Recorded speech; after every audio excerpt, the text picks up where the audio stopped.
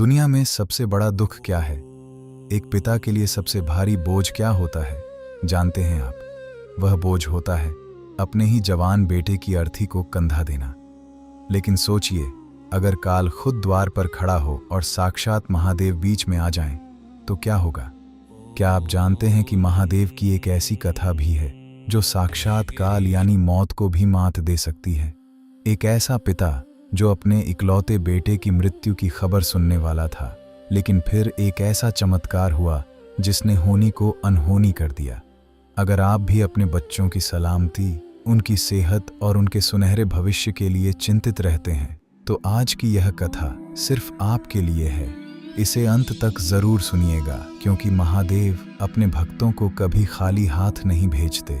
एक समय की बात है, एक धनी व्यापारी था। बनारस के एक कोने में रहने वाला वह धनवान व्यापारी, जिसके पास दुनिया की हर सुख सुविधा उसके पास थी, पर घर के आंगन में सन्नाटा था। लोग उसे ताना देते, इतना धन किस काम का जब कोई वारिस ही नहीं। वह रोता, गिड़गिड़ाता और रोज शिव मंदिर की सीढ़ियां धोता। एक दिन उसकी पुकार माता पार्वती के कानों में पड़ी। उन्होंने शिव जी से कहा, प्रभु, इस भक्त की सूनी गोद भर दीजिए। महादेव मुस्कराए, पर उनकी मुस्कान में एक दर्द था। उन्होंने कहा, देवी, इसके भाग्य में पुत्र है, पर उसकी आयु केवल 12 वर्ष है। क्या यह पिता उस वियोग को सह पाएगा? लेकिन माता ने हठ किया तो महादेव ने उसे पुत्र रत्न दे दिया। शिव जी की अटूट भक्ति से उसे पुत्र रत्न तो मिला, घर में खुशियां आईं, लेकिन उस पिता के दिल पर हर दिन एक आरी चलती थी। जब उसे पता चला कि उसके पुत्र की उम्र केवल 12 वर्ष की है, वह अपने बेटे को बढ़ते देखता तो खुश होने के बजाय कांप जाता। उसे याद आता कि काल की सुई टिक टिक कर रही है। जब बेटा 11 साल का हुआ तो पिता ने उसे शिक्षा के लिए काशी भेजा। उसे डर था कि अगर बेटा उसकी आंखों के सामने मरा तो वह खुद भी प्राण त्याग देगा। और फिर आया वो मनहूस दिन। बालक काशी के एक शिवालय में लेटा था। अचानक उसे तेज बुखार चढ़ा, उसका शरीर ठंडा पड़ने लगा। बाहर यमराज के दूत अपनी काली छाया लेकर खड़े थे। बालक तड़प रहा था और दूर बैठा उसका पिता मंदिर में माथा पटक रहा था। हे भोलेनाथ, मैंने तुझसे बेटा मांगा था, उसका शव नहीं।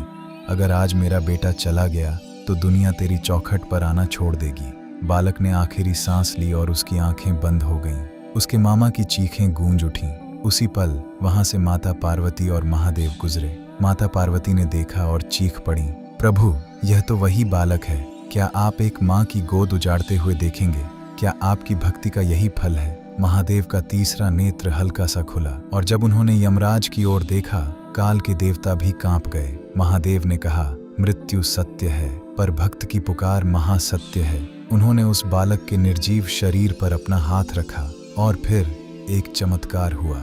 बालक ने लंबी सांस ली, उसकी आंखों में रोशनी लौटी और वह उठकर बैठ गया। मौत हार गई थी और महादेव की करुणा जीत गई थी। वह बालक जब जीवित होके अपने पिता के पास पहुंचा तो पिता के पैरों तले जमीन खिसक गई। उसका बेटा साक्षात मौत को हराकर घर आया था। दोस्तों, अगर आपकी संतान पर कोई आंच आ रही है तो घबराइए मत। यह कथा गवाह है कि महादेव अकाल मृत्यु को भी टाल सकते हैं।